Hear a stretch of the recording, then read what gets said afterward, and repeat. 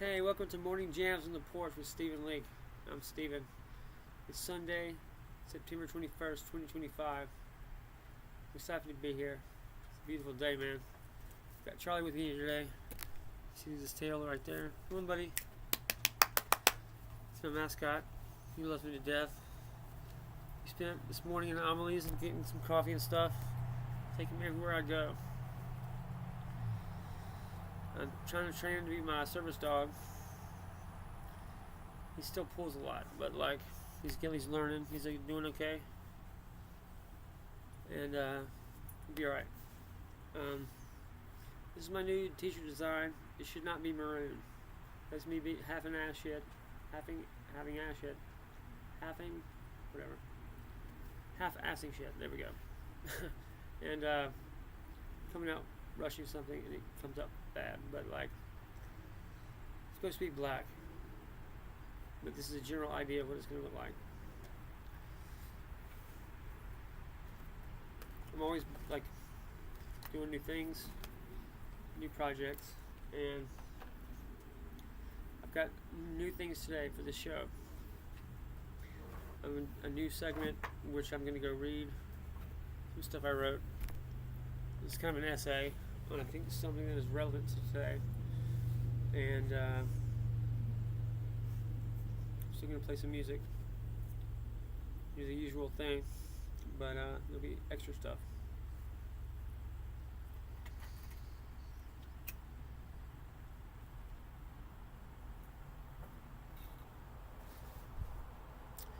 Okay, digital activism is super important. Pretty much there's not a single social media platform currently that was not originally designed to be an intelligence gathering platform for the state. I hate to bust your bubble, Mark Zuckerberg did not invent that shit. You couldn't have something like that coming out of a dorm room. That could only happen, you can only have something of that, sophisticated technology from a lab, basically, at that period of time.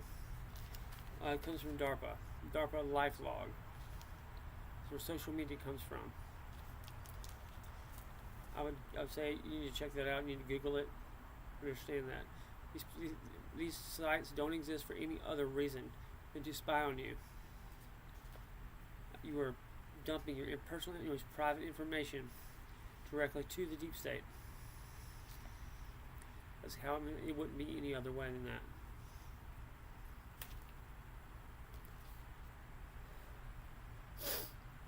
What you can do, what I'm doing, you can build different your own platforms. You can build different systems. I'm currently almost finished. I'm about 90% through coding a secure, privacy-oriented social media platform that has its own cryptocurrency wallet, consensus voting mechanism, and completely new, brand new features. It's not on any other kind of platform for a whole new kind of era of digital activism. There's no backdoor. There's nobody can spy on you through it. It has encrypted chat, encrypted messaging. It's got music, video, social media feed, all that kind of other stuff. I do not have fancy graphics for it though. It looks like a 90s computer program right now. It's jacked up on encryption communications and features. Heavy back end shit. So that's coming out soon. And I'm also building my own architecture for a entire channel. I've got a radio, but I'm doing TV stuff with video. It's going to be its own kind of TV station with different shows that feature libertarian ways of life, libertarian thinking, constitutional beliefs, things like that. It's going to be its own network basically, and I would have done that with $20 with a subscription. You can all be doing this too. It's not that hard. At this point in time, you just have to be kind of a generalist who can apply concepts, and all the technical stuff is done for you through AI. A crucial tool for digital activism internally. Tor routing. Onion websites. The Onion router. Tor, the Onion router, is a privacy network designed to help users browse the internet with stronger anonymity. It routes your traffic through multiple volunteer-run relays, nodes, peeling layers of encryption at each hop like an onion, so no single relay knows both your identity and your final destination. Goal is to reduce tracking, fingerprinting, and network-level surveillance. How it works. Client encrypts traffic in layers. The entry, guard, relay, middle relay / exit relay for the public internet. For .onion services, there is no exit relay. The connection remains within the Tor network end-to-end. Limitations. Tor improves anonymity, not legality or morality. It does not make illegal activity safe or permitted, and it cannot fully eliminate all risks. What is a Tor browser? The Tor browser is a modified Firefox browser configured to route traffic through the Tor network and reduce tracking via privacy features and security defaults. Key features: built-in Tor connection, anti-fingerprinting, HTTPS only mode by default, and a security level slider. Supported platforms: Windows, Mac OS, Linux, and Android. Via Tor browser for Android. iOS users typically rely on third-party apps that integrate Tor, but official support differs. What are .onion sites? .onion sites are special domains only accessible through the Tor network. They provide onion services, also known as hidden services, enabling servers and users to connect without revealing IP addresses. This is where you can find the Silk Road, things like that. Literally anything else you want. It's the Wild West, but everybody should know how to get there. And there was some more. Privacy benefit: end-to-end Tor connections without using an exit relay. Address format: long, random-looking strings ending in .onion. Legitimate uses: secure drop boxes for journalists, privacy-preserving versions of mainstream sites and services in high censorship regions. High-level steps: accessing .onion sites with Tor browser. Obtain Tor browser from the official source. Download only at torproject.org. TORPROG.org. Torproject.org is where you get the Tor browser. Nowhere else. Verify you are on the real site and consider checking signatures if you know how. Install and launch Tor browser. Follow on-screen instructions. On first launch, choose connect or configure bridges if Tor is blocked in your region. Enter a .onion URL directly in the address bar. Use trusted sources for .onion addresses, official publisher pages, reputable media, or verified directories. Avoid random links from forums or social media. Confirm secure connection. The browser should show the locked icon and indicate you're connected over Tor. For Onion sites, you won't leave the Tor network. Browse cautiously. Stick to reputable, lawful services. If something looks suspicious, close the tab and do not interact. Essential safety protocols. Legal and ethical use only. Accessing or facilitating illegal content or activity is prohibited and risky. Laws vary by jurisdiction. Know and follow them.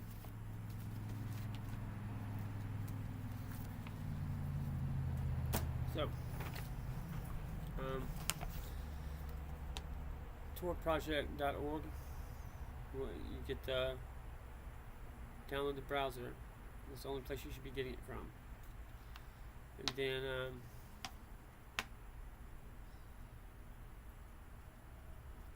go from there.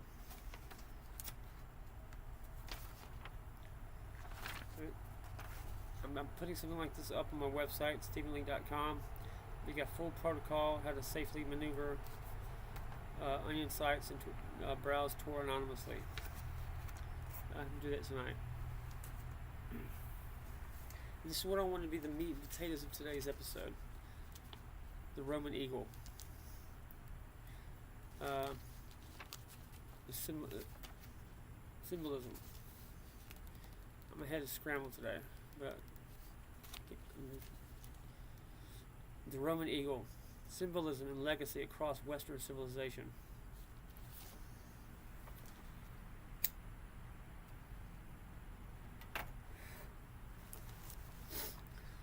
eagle has served as one of the most enduring symbols in Western civilization, functioning as a visual shorthand for power, divine sanction, sovereignty, and empire.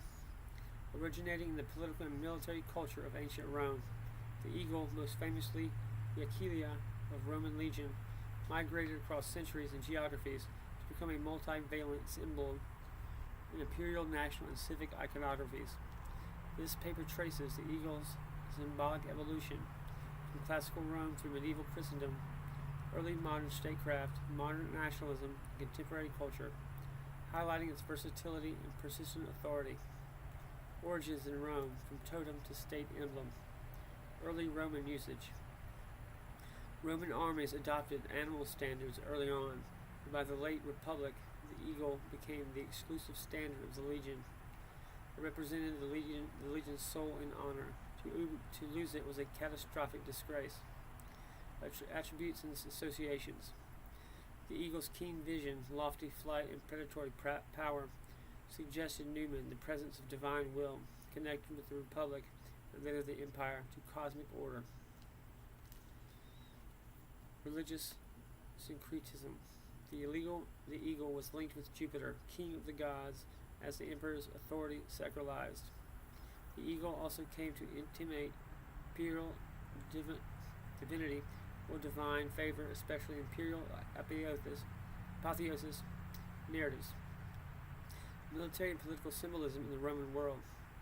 Standard. Each legion's eagle was carried by aquifilier, a role of great prestige and peril. The eagle transformed ranks to a cohesive moral and juridical body. Soldiers swore oaths upon it and it anchored battlefield morale. State ideology. On coins, monuments, and triumphal art, the eagle signifies Rome's universal mission, victory, and sovereignty. In funerary context, an eagle rising could symbolize the emperor's soul ascending to the heavens. Law and order. The eagle also condensed Rome's legal universalism, projecting a claim that Roman law and peace extended under its wings. Late antiquity. Transformation and continuity. Christianization. As Christianity permeated the imperial culture, the eagle's celestial connotations eased its integration. The motif endured on standards, official seals, and architecture, now refracting through the Christian imperial theology. Byzantine reframing. The single-headed Roman eagle gradually yielded, by the late medieval period, to the double-headed eagle in Byzantine heraldry, representing dual sovereignty, east and west, or spiritual or temporal authority, under a single Christian empire. Medieval Christendom and the Holy Roman Empire. Imperial translatio. The Holy Roman Empire adopted the eagle to claim continuity with Rome. The double-headed form became emblematic of the emperor as a custodian of Christendom and the legacy of Rome. Heraldry in cities. Eagles proliferated on coat of arms, seals, and civic banners across Europe, symbolizing autonomy, legal privilege, and elevated status. Echoes of Roman sovereignty localized in medieval polities. Early modern states, empires, and revolutions. Habsburg and the Russian empires. The double-headed eagle signaled universal imperial ambitions. In Russia, it symbolizes Moscow as the third Rome, merging Byzantine legacy with Tsarist authority.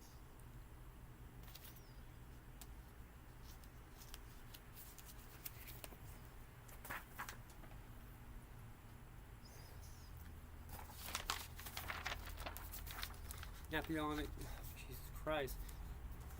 France. Napoleon revived the Roman eagle for his regiments, staging a conscious genealogy to Caesar and Augustus. The imperial eagle on standards and regalia legitimized his rule as a new Roman imperium.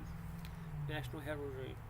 Polish, Austrian, Prussian, and other European coats of arms employed eagles to communicate sovereignty, martial prowess, and dynastic legitimacy. The American eagle in Republican reimagining. From empire to republic. The United States adopted a bald eagle in the Great Seal, 1782, reframing the symbol away from monarchical empire towards republican virtue, vigilance, and federal unity. Iconographic code. The olive branch and arrows coordinate peace and war powers. The constellation of stars and the shield, without external supporters, signal a self-supporting union. Though republican, the imagery still echoes Roman authority and law.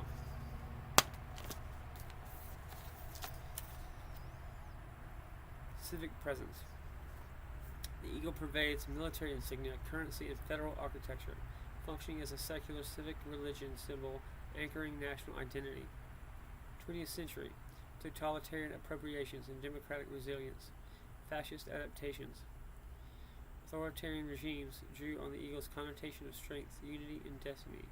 Stylized monumental eagles crown the state emblems and architecture to project domination and inevitability. Democratic counter-semantics. In liberal democracies, the eagle's meaning skewed towards constitutional order, rule of law, and collective defense, retaining Roman gravitas while rejecting imperial autocracy.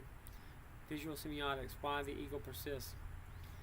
Natural attributes, height, vision, and predation translate into metaphors of oversight, foresight, and decisive force.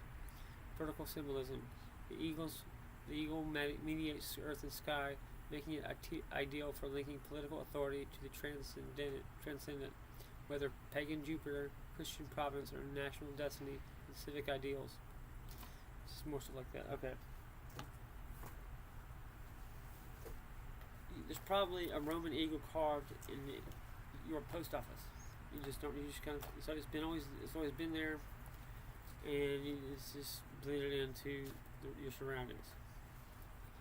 I go to where I go in my alley, I call it Liberty Lane, whatever the way I call it, specifically because I get to stare at stonework, and be around other people who like that kind of shit.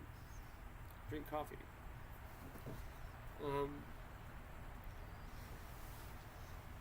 And I think about why in 2025 we're supposedly at the height of our technology, we cannot seem to make more new buildings like that. There seems to be something special when we build something like that. It has a resonant effect. It draws kind of certain energy, certain people to it. It speaks to our shared history that all Western cultures share. It's been that way for 1,000 years. It makes me think about family too. This is something supporting. There would have been somebody like you that looked just like you, doing the same thing under a similar type of Roman eagle 1,000 years ago, throughout all of Europe. This just keep happening over and over, where you're living and dying, you're living your life through whatever context, whatever history, and there's going to be an eagle nearby, in whatever post office or courtroom or whatever else. This would have been a symbol that has persisted through thousands of years. It's important that we understand why that is.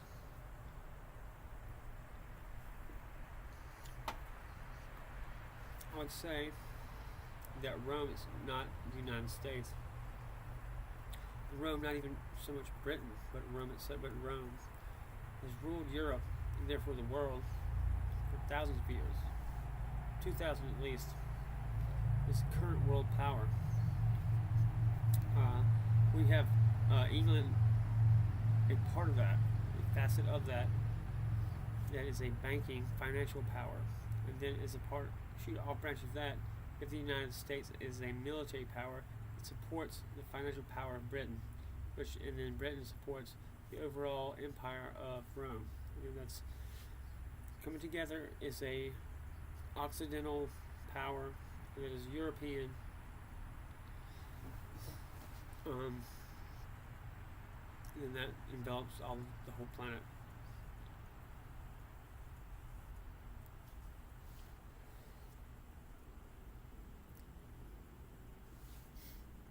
Something to think about, I guess. I'm not trying to be too serious today. There's enough serious shit happening already. But it's important we get back to symbols like this and we understand our history. We've been entertaining too much silly nonsense about men can be women and blah, blah, blah. We have to get back to our fundamental, basic precepts. Free market capitalism, sound currency, constitutional currency. If we have that, we can have a functional society on top of it. If we keep experimenting with harmful ideology. Okay, communism and socialism was concocted by New York financiers as a means to punish Russia for not agreeing to be a part of the international order of central banks 100 years ago. Because Russia offended the central bankers, they were thrust into communism by revolution, and they've had hundreds of millions of people die because of that, because they didn't want to play with the bankers.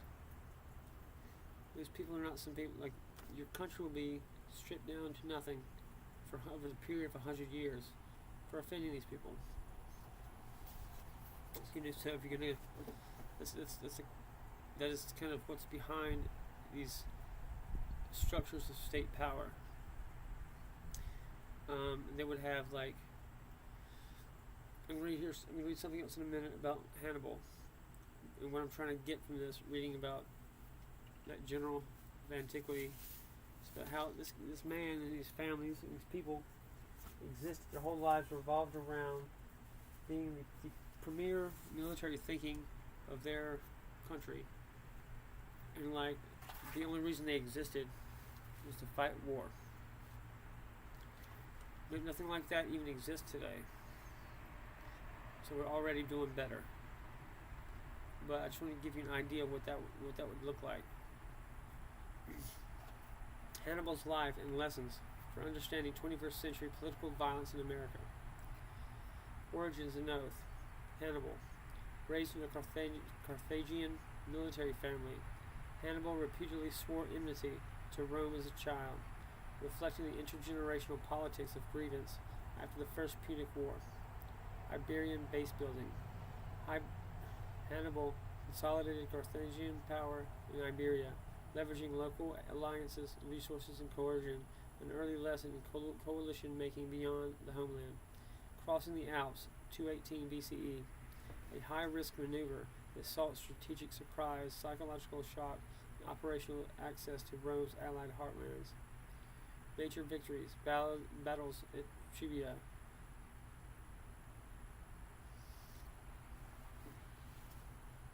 showcased encirclement tactics, deception, and superior cavalry use against numerically stronger forces. Protracted campaign in decline. Despite tactical brilliance, Hannibal struggled to convert battlefield success into strategic decision due to supply constraints, wavering allies, and Rome's adaptive institutions. Eventual defeat followed Scipio's Africanus' counter-campaign in Iberia and Africa. Key strategic themes from Hannibal's campaigns: asymmetry and adaptation, exploiting terrain, mobility, and intelligence to offset inferiority. Psychological warfare, orchestrating fear, surprise, and narrative dominance to erode early morale, and alliances. Coalitions and legitimacy, sustaining support among diverse constituencies under pressure. Logistics under constraint, maintaining fighting capacity without relatable lines of resupply. Time horizons, tactical brilliance cannot compensate for absent long-term political consolidation. Contours, 21st century political violence in America. Actors, lone actors, small cells, extremist networks, ad hoc crowds, occasional coordination via online platforms.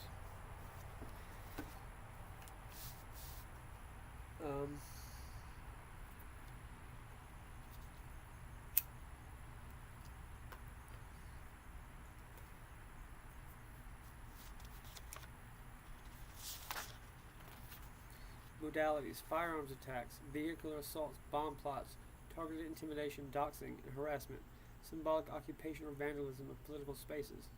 Drivers: polarization, grievance narratives, conspiratorial information ecosystems, identity threats, perceived political efficiency of disruption.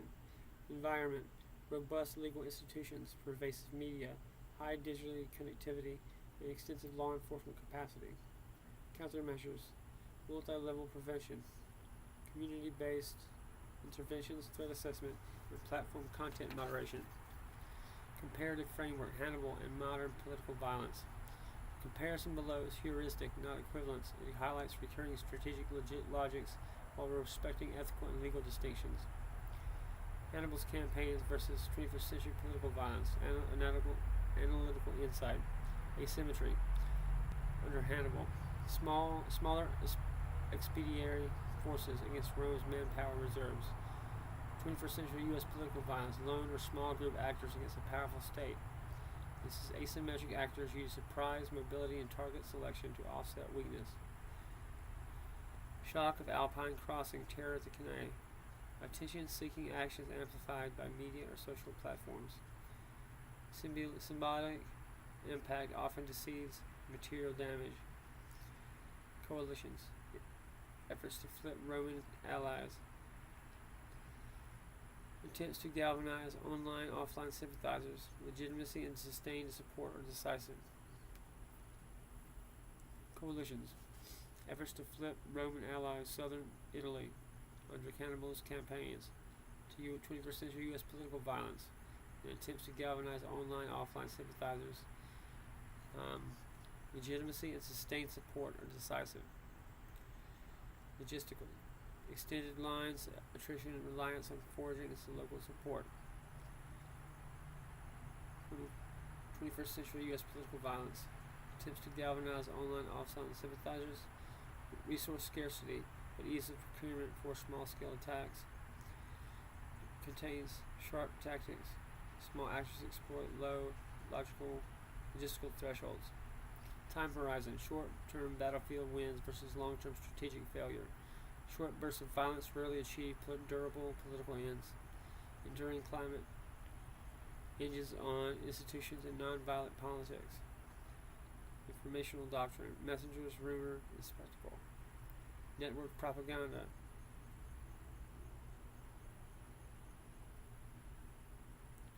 Under 21st century political violence. Memetics and disinformation. Analytical insight. Enduring change hinges on positions and institutions of nonviolent politics.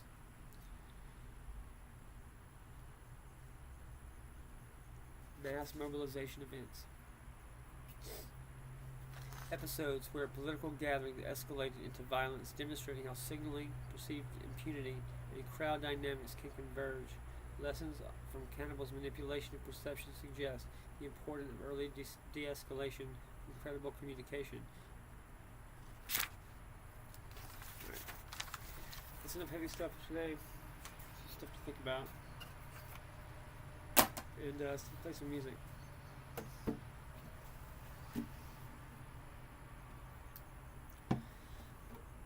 This is called Spring. I wrote it for my niece Daphne. She's born in March of this year. I got to be the first live music she ever heard, and I played her some of my stuff. She lit up, she smiled at me and cooed at me. It made my heart explode. Okay, Spring.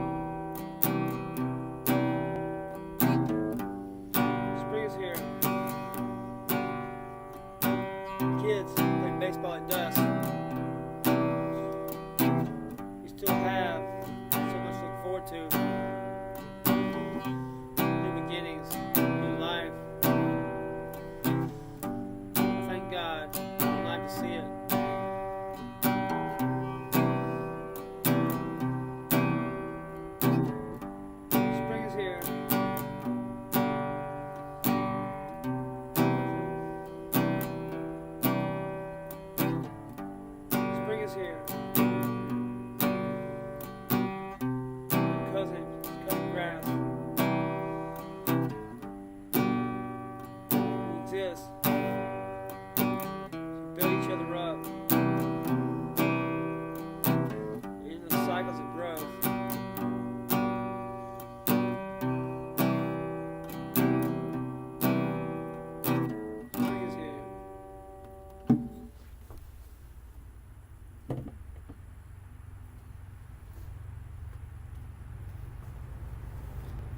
We all kind of exist in the middle of like ongoing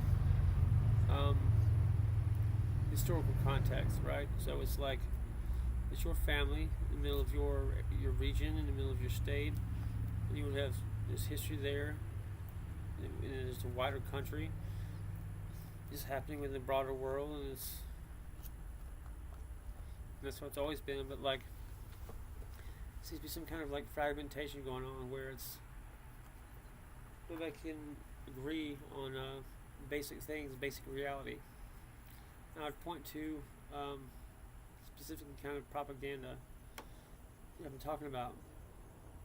You don't see anything like this happening before 2012, when there was specific legislation adopted by Obama and executive orders he put out, specifically calling on CIA and the state actors to disseminate domestic propaganda to the public. You're saying, and like once that happens, you see Donald Trump and all these other kind of, and then also parallel to Donald Trump, leftist, socialist, and communist narratives pop out of nowhere. This would be state propaganda.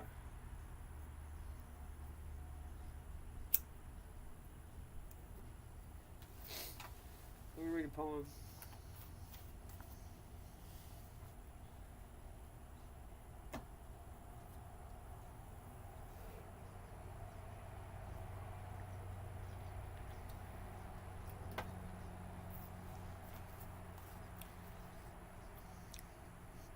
My poetry collection, Light to the Pines.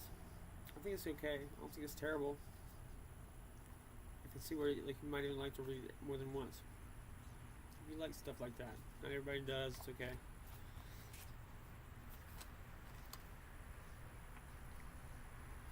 Dance for Me, page 68. I love the way you navigate around foreign cities, as if you had walked the earth for ages. You flicker in and out of memory as a part of the view.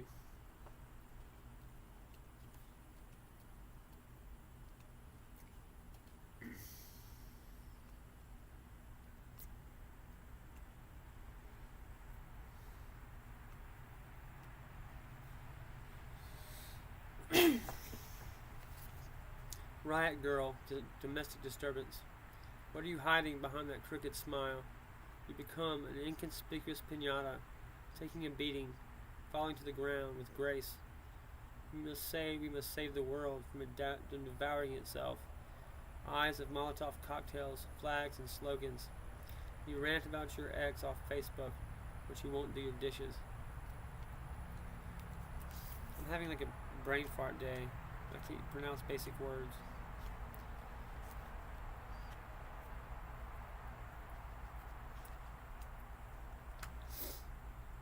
Two more poems. Born on the 4th of July. The fear seeps into oppressive nights, each choice, each step, closer to an eternal recurrence, merging into singular longing. A perfect Christ consciousness outside of time waits until you can hold no more joy. You were kissed by God in the garden, as galaxies flare and stars burn out, and seasons blur, until light is laughter, a reunion across aging empires, finding each other anew in each life. A chain of primal memory pulls us to the wet and dirty immediacy of breath. Back into the ether we climax to applause. I am your young soul in perpetual becoming.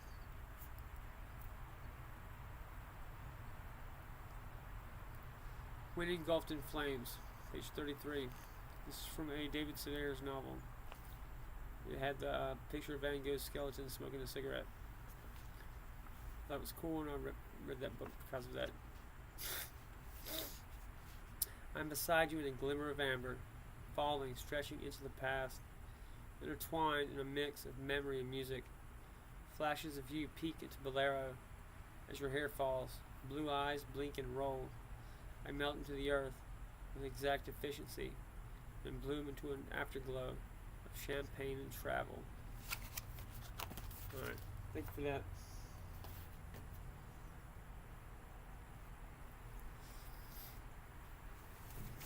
I'm gonna figure out like something else as well to do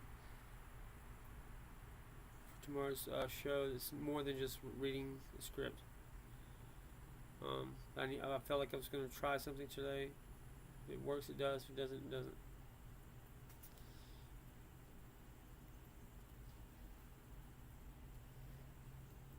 And I'll develop it over a bit of time. It can be something new. I'm currently working on my own social media platform. It's 90% already written.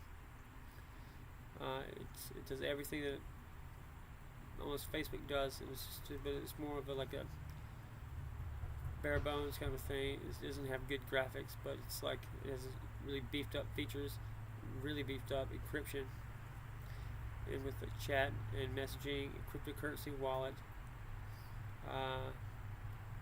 Uploading, you can upload audio and video. It has its own consensus voting mechanism for DAO, decentralized autonomous organization, smart contracts, all kinds of new stuff you wouldn't know anything about because they don't exist. They haven't existed until very recently.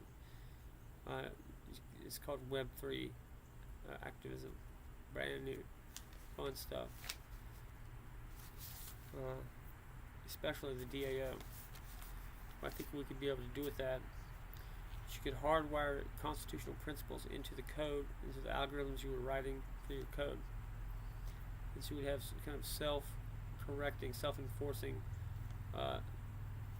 language that would enforce the laws, that would inform a greater, more robust protection for rights.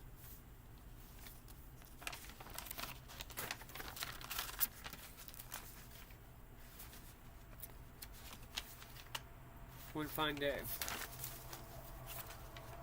I wrote this for my girlfriend Heather. She came down with a major illness very soon after we started talking. Cancer. She was a gold star widow who lost a Marine in 2009 in Afghanistan. And she was a Methodist minister.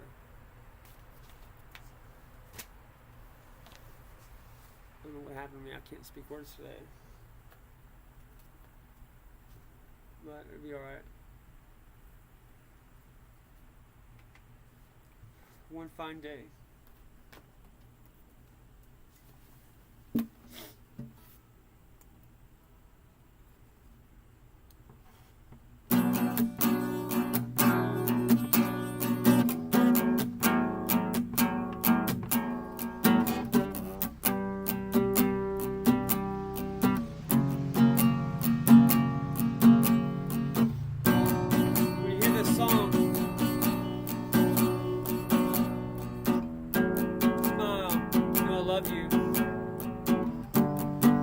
Out there doing my thing. I'm gonna come back to you one day. I know it hurts. I try to laugh through it. You know it'll all work out. It won't be all for nothing. We found each other.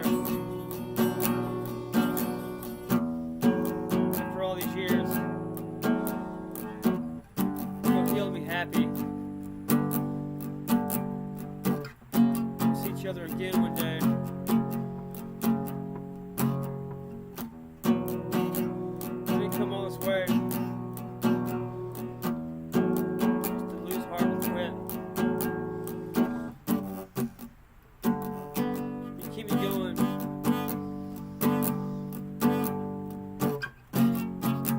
When all seems lost.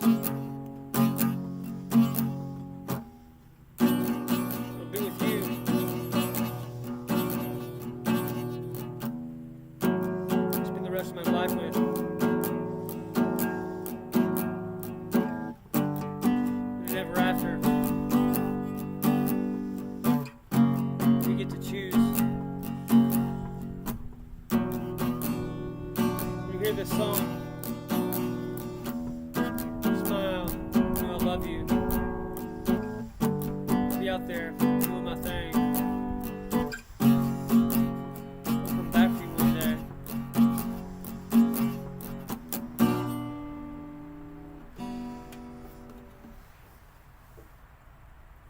I want to talk about the Roman eagle. While you see it everywhere, that's not a bad thing. It's part of our history. And like Tor, I think it's a common tool that everybody should know about. And should know basic stuff about Rome and who Hannibal is. Basic military history that's very relevant to how we came to be as a nation, as Western civilization.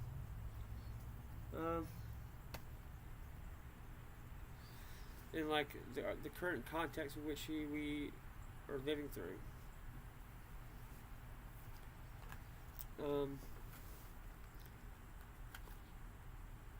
It's my understanding, at least, that we experienced kind of 20-year blocks of history, and they're in 4 blocks of 80 years apiece, and then those go in cycles, and that's kind of just the ongoing cycle of human drama. And we're kind of in a endpoint reset of like an entire cycle, not just an 80-year block, but a 4-year block of 80 years, in an entirely new cycle. So we're in the peak chaos of a transitional period. Please hang in there. Okay, it's going to get ugly. It's going to get chaotic. Most likely resulting in kind of a crackdown. I'm sure it's going to come. It's going to be like a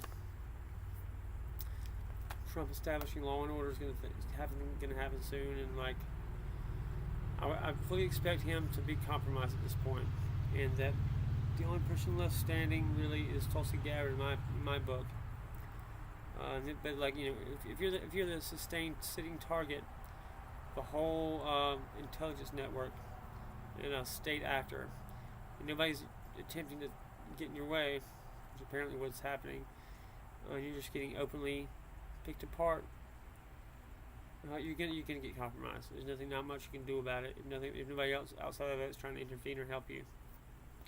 I've not seen any evidence anybody's trying to stop it, and so it falls on private citizens. Or at least make noise and point at it.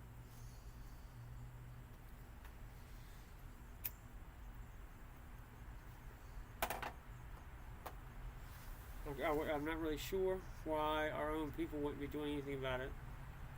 They seem to be just sitting there, taking it, or if not making it worse. And we'll see what happens, I guess, man. It's like there's only a few places it can go, because we are winning, but it's in the most drawn out, painful way it can happen. The oppositions have making a terrible amount of noise, dying, and I wish we could just get through this on to the next period. But we'll get there together as a country, as we always have, and it'll be okay. Please hang in there. Reach out to me if you need to. My email is steve@monarchliterary.com. You can always find me on social media. StephenLeake.com. StephenLeakemusic.com. I reach out pretty quickly to anybody that reaches out to me through those channels. I'm working on my own social media platform that's encrypted. I'm working on my own internet TV channel. And I'm going to hope to get my friends their own shows. I've got my ongoing radio channel, Stephen Leake Radio. You can get it at StephenLeake.com. Podcast, there's a new one out at musingsofacigarettesmokingman.com. At monarchsovereignsystems.com. There's one of my companies, and at monarchliterary.com is the other one. If you go to monarchurbanwear.com, that's my website where I sell t-shirts like this. This one it should be purple, but it is this design. I think it's fun. It amuses me. That somebody, then other people might like it. monarchurbanwear.com. And if I'm missing something, I'll just tell you about it tomorrow. Thanks for hanging out with me today, even though I've been speaking gibberish most of the time. Thanks for bearing with me today. I'm trying new stuff out. I'm doing a lot of different things all at once. It's hard to keep them all straight. So again, thank you. It's really fun for me, but at the same time, we're doing something pretty important and serious, just by bringing awareness to current events. It's gonna be okay. Hang in there. I'll see you tomorrow. I'll be right here. I'm not going anywhere. You need to reach out to me. Shoot me a text, something, through my social media. I'm Stephen Leake. We're gonna win.